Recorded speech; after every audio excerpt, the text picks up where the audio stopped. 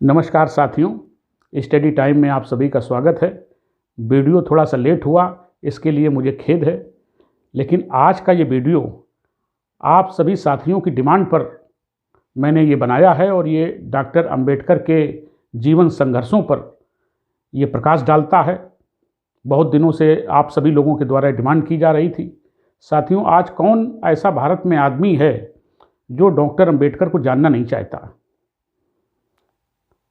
उनके आलोचक भी उनको पढ़ रहे हैं, क्योंकि डॉक्टर अंबेडकर के द्वारा जो विचार दिए गए वो आज हमारे भारत के लिए और भावी भारत के लिए बहुत ज़रूरी हैं और प्रासंगिक हैं। तो साथियों, डॉक्टर अंबेडकर पर आधारित जो ये वीडियो आज का जो समर्पित है, तो डॉक्टर अंबेडकर किसी एक विचारधारा से नहीं जुड़े थे, किसी एक कार्य से जुड़े हुए नहीं थे। ये एक महान कानून के ज्ञाता थे, विश्व स्तर के अर्थशास्त्री थे, कुशल राजनीतिज्ञ थे और महान समाज सुधारक थे। पिछड़ों, शोषितों, वंचितों और दलितों के मसीहा कहे जाने वाले डॉक्टर अंबेडकर के विषय में जितना लिखा जाए, जितना बखान किया जाए, वो सब का सब कम ही है। साथियों, अब तो सर्व समाज के लोग, यहाँ तक कि उनका नाम, अगर डॉक्टर अंबेडकर का समाज में कोई नाम ले लेता था तो वो भड़क जाते थे, गुस्से में आ जाते थे और उनके घोर आलोचक भी अब डॉक्टर अंबेडकर को पढ़ने लगे हैं और उनको समझने लगे हैं और उन पर शोध करने लगे हैं। ये हमारे भारत के लिए बहुत अच्छा ये संकेत है और ये बहुत अच्छी बात है, क्योंकि डॉक्टर अंबेडकर की विचारधारा धीरे धीरे अब बहुत विस्तार से रूप ले रही है। साथियों, मैं आपको बता देना चाहता हूँ कि डॉक्टर अंबेडकर स्वयं एक आधुनिक युग थे। वो स्वयं अपने में एक आधुनिक युग थे।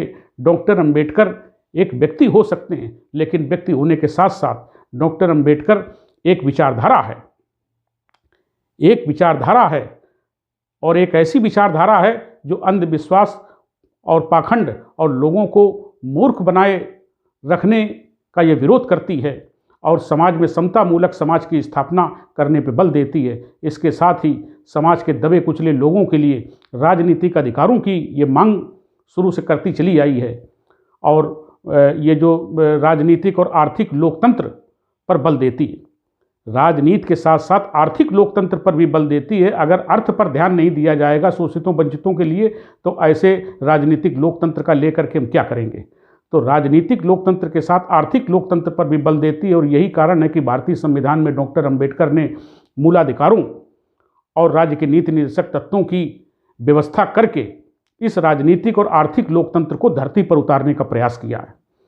तो आइए साथियों, डॉक्टर अंबेडकर के जीवन से जुड़े कुछ महत्वपूर्ण तथ्यों पर आज हम प्रकाश डालेंगे, ताकि वर्तमान की जो पीढ़ी है और आगे भविष्य में जो पीढ़ियाँ आएंगी वो डॉक्टर अंबेडकर को न भूलें और उनकी विचारधारा को जानें, समझें और उसके महत्व को समझें, क्योंकि डॉक्टर अंबेडकर आधुनिक युग के, आधुनिक भारत के निर्माता कहे जाते हैं। दरअसल डॉक्टर अंबेडकर की इतनी ज़्यादा उपलब्धियां हैं कि कोई एक विषय चुन लीजिए तो उस पर आप बोलते रहेंगे, लेकिन हमने इस वीडियो को इस प्रकार से डिजाइन किया है कि अब कोई भी परीक्षा आती है, उसमें कॉन्स्टिट्यूशन से संबंधित या जीके से संबंधित कोई प्रश्न आता है तो उसमें एक आध प्रश्न डॉक्टर अंबेडकर पर आधारित अवश्य होते हैं। तो इसलिए ये वीडियो इस तरीके से मैंने डिजाइन किया है कि उनके द्वारा जो जीवन काल में जो बहुत ढेर सारे कार्य किए गए, क्या क्या कार्य किए गए, कौन कौन से कार्य किए गए, उनका तो हम आपको संज्ञान में दे ही दें उनको, और इसके साथ ही साथ उनके जीवन संघर्ष को भी आपको बता दें, तो पढ़ने वाले छात्रों के लिए भी ये उपयोगी हों और कोई भी सामान्य व्यक्ति उनके जीवन संघर्ष के विषय में अवगत हो सके, इन सभी लोगों के लिए इस तरीके से वीडियो को डिजाइन किया गया। तो आइए, सबसे पहले, जैसा कि आप ये तो सारे लोग जानते ही हैं कि डॉक्टर अंबेडकर का जन्म के विषय में आप जानते हैं, मैं इसको बताते चलूँ संक्षेप में कि 14 अप्रैल 1891 को मध्य प्रदेश के इंदौर जिले के पास में महू छावनी है, महू छावनी में डॉक्टर अंबेडकर का जन्म हुआ था। इनके पिता वो सेना में सूबेदार के पद पर थे और वो महू में उनकी पोस्टिंग थी, लेकिन मूल रूप से ये मराठी थे, महाराष्ट्र के रहने वाले थे।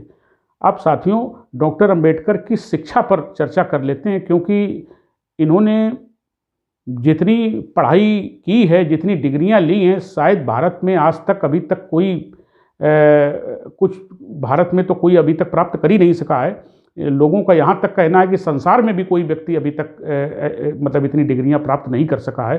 तो आइए, ये बड़े शोध का विषय है। और गूगल और अन्य साइटें डॉक्टर अंबेडकर को 32 डिग्रियां, कोई 32 डिग्री लिखता है, कोई 26 डिग्री लिखता है। लेकिन मैंने जो अध्ययन किया है, और अध्ययन से एक ऑथेंटिक ज्ञान हम आपको दें, एक सही जानकारी दें, भावावेश में आकर के कोई बात आपसे न करें, तो मैंने जो आपको कलेक्शन उनकी डिग्रियों का है वो इस प्रकार से है। जो उन्होंने उनकी शैक्षणिक उपलब्धियां जब हम गिनाएंगे तो सबसे पहले देखिए, प्राइमरी शिक्षा और जो माध्यमिक शिक्षा है वो तो उन्होंने प्राप्त की, तो उसको हम इसमें नहीं शामिल करते हैं और इसको सीधे हाई एजुकेटेड जो उनकी शिक्षा थी उससे शुरू करते हैं। तो साथियों, उन्होंने बम्बई विश्वविद्यालय के एलिफिंस्टन कॉलेज से बीए की डिग्री प्राप्त की। ये उच्च शिक्षा से मैं शुरू कर रहा हूँ। और पहले ये बीए की डिग्री और एमए की डिग्री, आज आप देखते हैं कि एक एक विषय से होती, एमए की डिग्री एक विषय से होती, लेकिन उस समय के ज़माने में बीए कई विषयों से बीए बहुत सारे विषय पढ़ने पड़ते थे और एमए भी कई विषयों को पढ़ना पड़ता था एमए में। तो उस समय की पढ़ाई और ज़्यादा कठिन थी। तो एलिफिंस्टन कॉलेज बम्बई यूनिवर्सिटी से बीए की डिग्री उन्होंने पास की और मतलब बम्बई यूनिवर्सिटी टॉप किया। तो महाराज सयाजीराव गायकवाड़ जो छत्रपति साहू जी महाराज के वंशज थे, उन्होंने मतलब आगे की पढ़ाई अमेरिका में करने के लिए इनको स्कॉलरशिप प्रदान की, महाराज सयाजीराव गायकवाड़। तो ये फिर इसके बीए करने के बाद ये अमेरिका गए। अमेरिका की न्यूयॉर्क में कोलंबिया विश्वविद्यालय यूनिवर्सिटी है, बहुत ऐतिहासिक है, और वहाँ से इन्होंने एमए और पीएचडी की डिग्री प्राप्त की, कोलंबिया यूनिवर्सिटी अमेरिका से।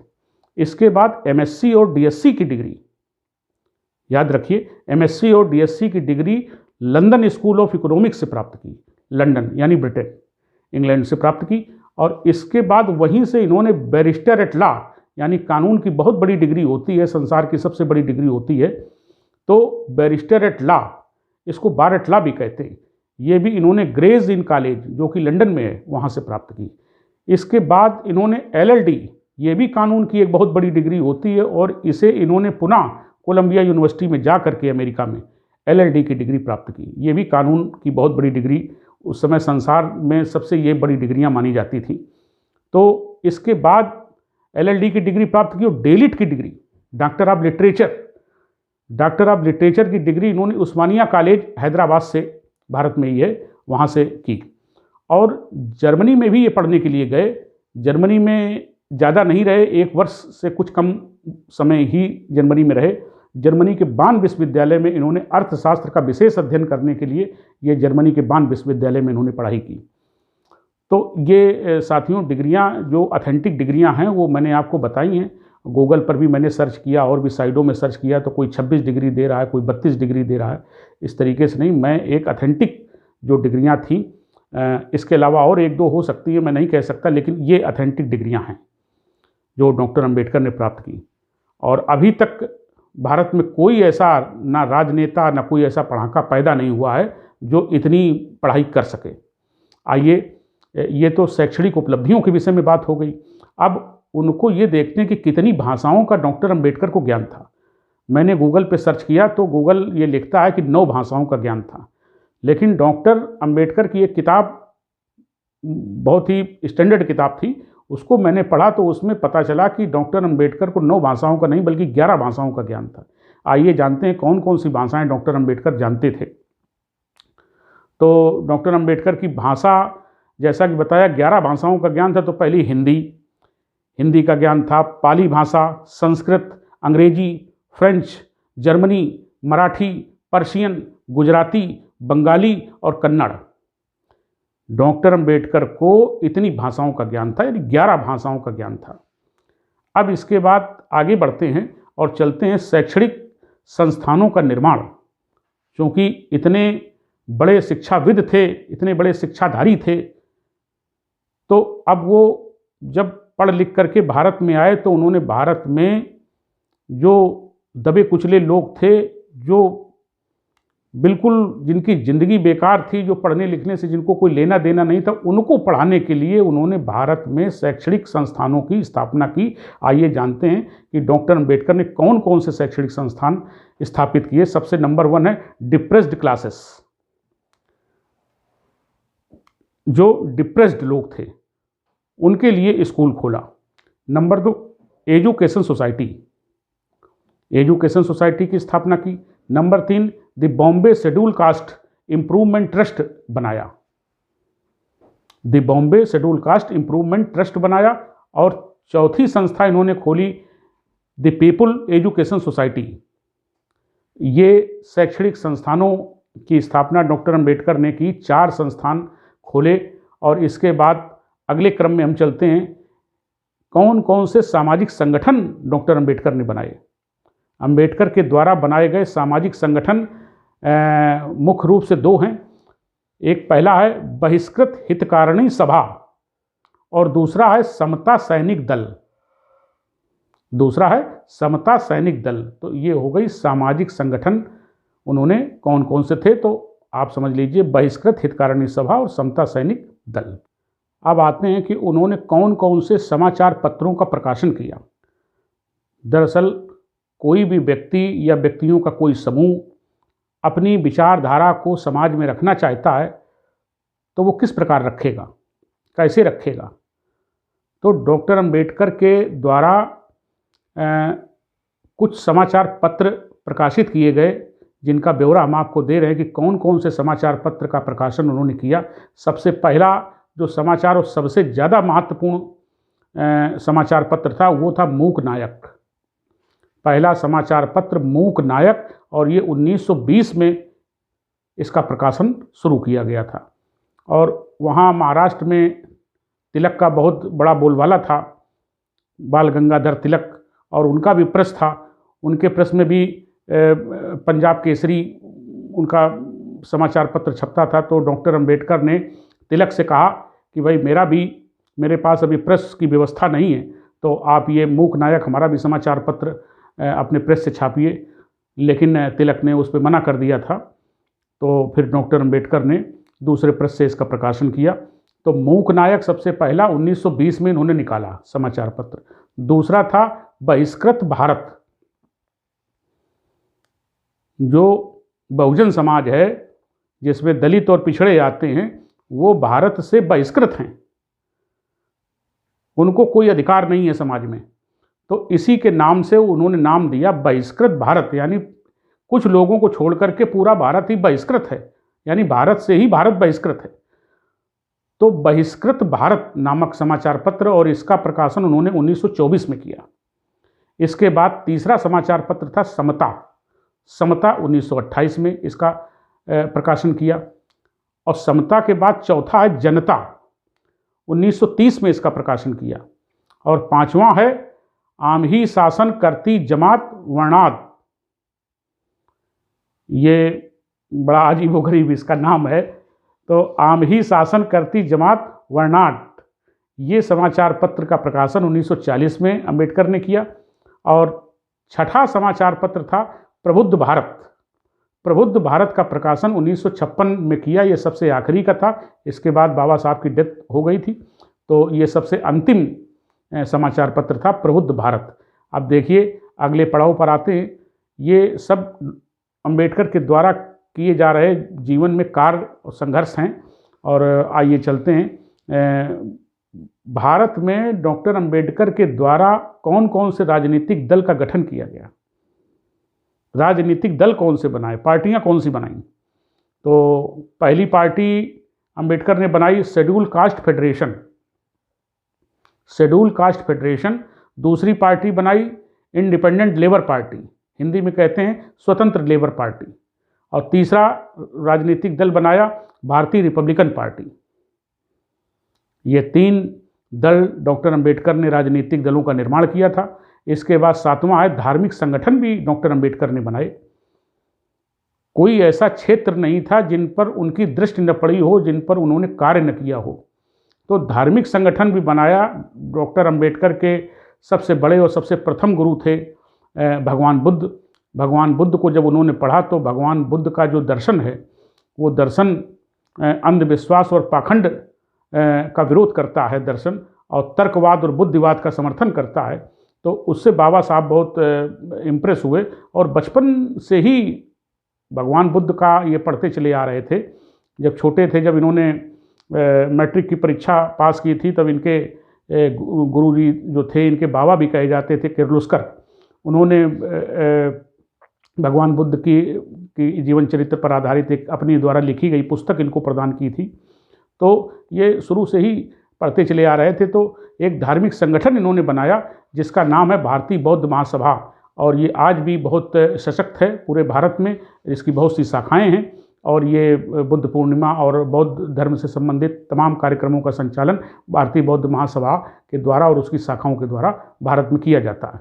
इसके अलावा जो आगे जो है डॉक्टर अंबेडकर की जो राजनीतिक उपलब्धियां हैं, उनका जो पॉलिटिकल कैरियर है, उस पॉलिटिकल कैरियर के विषय में ज़रा जानकारी कर लेते हैं। बड़ा साथियों, बड़ा लंबा पॉलिटिकल कैरियर है, मुझे नहीं मालूम था। मैंने भी इतना लंबा पॉलिटिकल कैरियर नहीं पढ़ा था कि मैं तो ये जानता था कि भाई भारत के प्रथम कानून मंत्री रहे, लेकिन ऐसा नहीं है। आप देखिए, मैं आपको बताना शुरू करता हूँ कि पॉलिटिकल कैरियर में सबसे पहले जब ये पढ़ाई लिखाई करके भारत आए तो इनको बॉम्बे विधान परिषद का सदस्य बनाया गया। बॉम्बे में जो विधान परिषद थी, द्विसदनी होता है वहाँ पर, तो बॉम्बे विधान परिषद का इनको सदस्य बनाया गया। और कब से कब तक ये सदस्य रहे? 1926 से 1936 तक सदस्य रहे बॉम्बे विधान परिषद के सदस्य, फर्स्ट ऑफ ऑल। इसके बाद अगली कड़ी में बॉम्बे विधानसभा के सदस्य बने, यानी निर्वाचित भी हुए। तो 1937 से लेकर के 1942 तक ये 5 साल विधानसभा के सदस्य रहे, बॉम्बे विधानसभा के। इसके बाद अगला पड़ाव आता है ये वायसराय, जिसको आप कह देते हैं, जनरली कह देते हैं भारत का गवर्नर जनरल। तो 1858 में जो एक्ट आया उसमें गवर्नर जनरल न कह करके वायसराय कहा गया है। मैं अपने पिछले वीडियो में आपको बता चुका हूँ। तो वायसराय जो भारत को, जिसको गवर्नर जनरल के रूप में जाना जाता है, यानी भारत के वायसराय की काउंसिल में ये श्रम मंत्री रहे, यानी उसकी एग्जीक्यूटिव काउंसिल में ये श्रम मंत्री रहे। कब से कब तक रहे? 1942 से लेकर के 1946 तक रहे वायसराय की काउंसिल में श्रम मंत्री। इसके बाद अगला पड़ाव आता है संविधान निर्माण की सर्वाधिक महत्वपूर्ण समिति, जिसको हम प्रारूप समिति के नाम से जानते हैं। उस प्रारूप समिति के ये अध्यक्ष थे। समितियां तो और भी थीं, बहुत सी समितियां थीं, लेकिन उन समितियों का कार्य था कि वो अपने अपने क्षेत्रों तक सीमित थी। वो किसी को कोई एक उद्देश्य दे दिया गया, किसी को कोई एक कार्य करने के लिए दे दिया गया, वो अपने क्षेत्र में काम करेंगी और अपना काम करके अपनी सिफारिशें प्रारूप समिति को देंगी। प्रारूप समिति अगर उस पर चाहती है तो उस पर उसका वो संशोधन कर सकती है, संशोधन पर बहस होगी।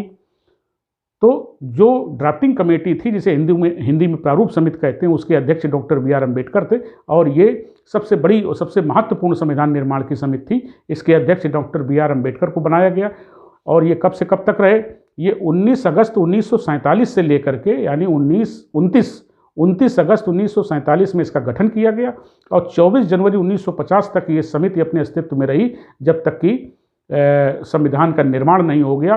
तो 24 जनवरी 1950 तक रहे, और 26 जनवरी 1950 को संविधान साथियों देश पर लागू हो गया। तो 24 जनवरी 1950 तक प्रारूप समिति अपने अस्तित्व में रही। इसके बाद आगे चलते हैं। भारत के प्रथम कानून मंत्री बने। उस समय इस पद को विधि एवं न्याय मंत्री कहा जाता था। तो डॉक्टर अंबेडकर भारत के प्रथम कानून मंत्री रहे, और ये कब से कब तक रहे? 15 अगस्त 1947 से लेकर के, और ये मतलब सितंबर 1951 तक ये रहे। और इसके बाद आगे अभी और सफ़र इनका बंद नहीं हुआ है। अभी देखिए, बॉम्बे राज्य से ही ये राज्यसभा के सदस्य चुने गए। राज्य संसद में 2 सदन होते हैं, लोकसभा राज्यसभा। राज्यसभा के सदस्य चुने गए। 3 अप्रैल 1952 में चुने गए, और 6 दिसंबर 1956 तक, यानी अपनी मृत्यु तक ये राज्यसभा के सदस्य रहे साथियों। तो ये बहुत लंबा 1926 से इनका पॉलिटिकल कैरियर, पदों का सिलसिला जारी होते होते इनकी मृत्यु तक इनको मतलब इनका पॉलिटिकल कैरियर कितना सुनहरा है, इस चीज़ को मैं भी देख करके बड़ा आश्चर्य में पड़ गया। तो साथियों, ये इनका पॉलिटिकल कैरियर था। अब आइए आगे बढ़ते हैं। डॉक्टर अंबेडकर को मिलने वाले पुरस्कार और सम्मान पर चर्चा कर लेते हैं। आइए साथियों, बाबा साहब के उनके जो पढ़ाई लिखाई उनकी और उनकी तमाम ढेरों उपलब्धियों पर आज उनको कौन कौन से पुरस्कार मिल चुके हैं अब तक, आइए इस पर चर्चा कर लेते हैं। सबसे पहले पुरस्कार तो जब उनकी मृत्यु हुई 6 दिसंबर 1956 को, तो उनकी मृत्यु उपरांत ही उन्हें बोधिसत्व की उपाधि दी गई 1956 में। अब बोधिसत्व का मतलब आप शायद नहीं जानते होंगे या जानते होंगे बहुत से लोग, फिर भी मैं बता देता हूँ कि बोधिसत्व ये भगवान बुद्ध को, ये जिस व्यक्ति को बुद्धत्व प्राप्त होता है, एक ऐसा ज्ञान जो भगवान बुद्ध ने 10 पारमिताएं बताई हैं, उन 10 पारमिताओं को जिसका ज्ञान हो जाता है वो बोधिसत्व बन जाता है और भगवान बुद्ध के समान हो जाता है। तो और वो व्यक्ति 10 पारमिताओं का ज्ञान और धारण उनको करने के बाद वो विश्व कल्याण के लिए कार्य करे और जो जीवन और मरण के चक्र से मुक्त हो, डरे ना, निडर हो और विश्व कल्याण के लिए कार्य करे, लोक कल्याण के लिए कार्य करे और ज्ञान से भगवान बुद्ध के दर्शन को धारण करता हो, ऐसे व्यक्ति को बोधिसत्व कहा जाता है। और ये उपाधि भगवान बुद्ध को प्राप्त थी और भगवान बुद्ध के बाद ये उपाधि डॉक्टर अंबेडकर को 1956 में दी गई है। तो उनके नाम के आगे जो लोग जानकार हैं वो जोड़ते हैं बोधिसत्व, बाबा साहब अंबेडकर। तो पहला सम्मान इनको 1956 में मिला, बोधिसत्व की उपाधि से इनको नवाजा गया। दूसरा, कांग्रेस ने बहुत लंबे समय तक इनकी उपलब्धियों को, इनके ज्ञान विज्ञान को दबाए रखा, लोगों के सामने सच नहीं आने दिया और 1956 में बोधिसत्व की उपाधि मिली थी और भारत रत्न इनको मिला है 1990 में, और वो भी डॉक्टर बीपी सिंह जो प्रधानमंत्री हमारे थे, विश्वनाथ प्रताप सिंह, उनके कार्यकाल में मिला। तो भारत रत्न जो भारत का सबसे बड़ा सम्मान माना जाता है, उससे बड़ा दूसरा कोई सम्मान नहीं है। तो भारत रत्न की उपाधि डॉक्टर अंबेडकर को 1990 में दी गई है, ये दूसरा सम्मान है। तीसरा सम्मान इनको 2004 में दिया गया है। ये सम्मान कोलंबिया यूनिवर्सिटी के द्वारा, अमेरिका की यूनिवर्सिटी है उसके द्वारा दिया गया है। ये है प्रथम कोलंबियन अहेड देयर टाइम, प्रथम कोलंबियन अहेड देयर टाइम। ये 2004 का पुरस्कार कोलंबियन यूनिवर्सिटी के द्वारा डॉक्टर अंबेडकर को दिया गया है। वहाँ पर उन्होंने, जैसा कि मैंने अभी बताया है, कि एमए, पीएचडी और एलएलडी की डिग्री कोलंबिया यूनिवर्सिटी से ही प्राप्त की थी। ये तीसरा सम्मान हो गया। चौथा सम्मान है द ग्रेटेस्ट इंडियन।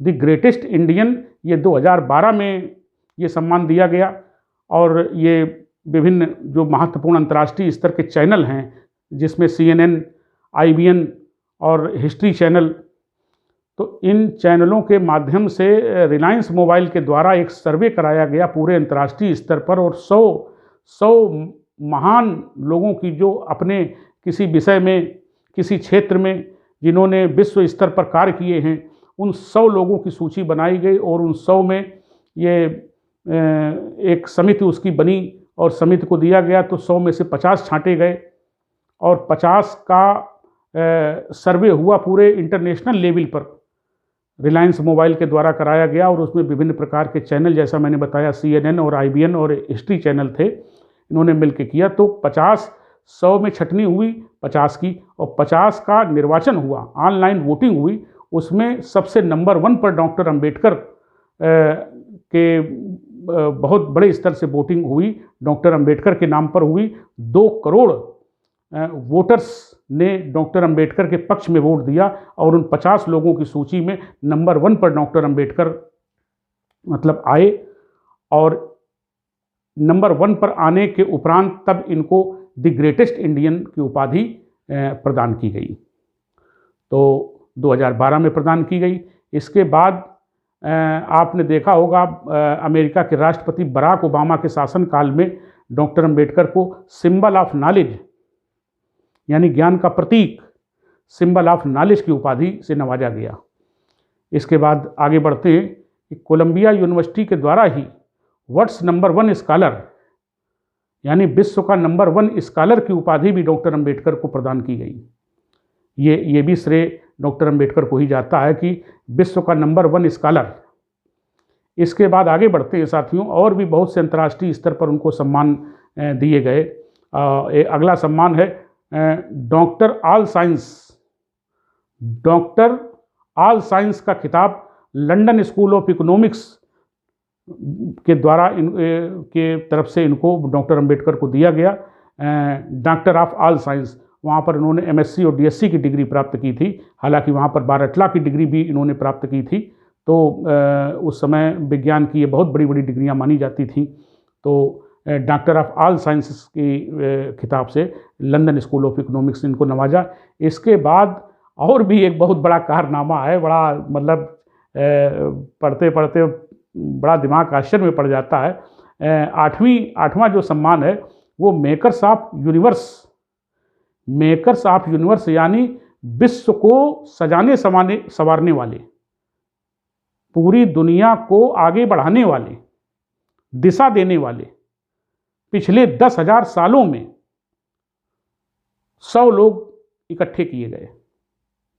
देखिए, यहाँ ध्यान देने की बात है कि पिछले 10,000 वर्षों में विश्व को सजाने संवारने वाले, विश्व को एक नई दिशा देने वाले 100 महान लोगों की सूची बनाई गई। और उन 100 महान लोगों में, और ये किसके द्वारा बनाई गई? ऑक्सफोर्ड यूनिवर्सिटी के द्वारा बनाई गई। अमेरिका की बहुत ही प्रतिष्ठित यूनिवर्सिटी है, आप सभी जानते होंगे। ऑक्सफोर्ड यूनिवर्सिटी के द्वारा बनाई गई और इसमें 10,000 सालों के वो लोग छांटे गए जिन्होंने विश्व को एक नई दिशा दी है। तो इसमें उन 100 लोगों में डॉक्टर अंबेडकर को चौथे स्थान पर साथियों माना गया है, चौथे स्थान पर। तो साथियों, ये मैंने डॉक्टर अंबेडकर की पढ़ाई लिखाई और उनकी उपलब्धियों के विषय में मैंने आपको जानकारी दी, और अभी बहुत कुछ बाकी है। सभी जानकारियाँ एक वीडियो में देना संभव नहीं है। तो अभी काफ़ी कुछ उनके अभी ज़मीन से जुड़े हुए संघर्ष जो उन्होंने किए, जो लड़ाइयाँ लड़ी, वो अभी सारी की सारी बाकी हैं।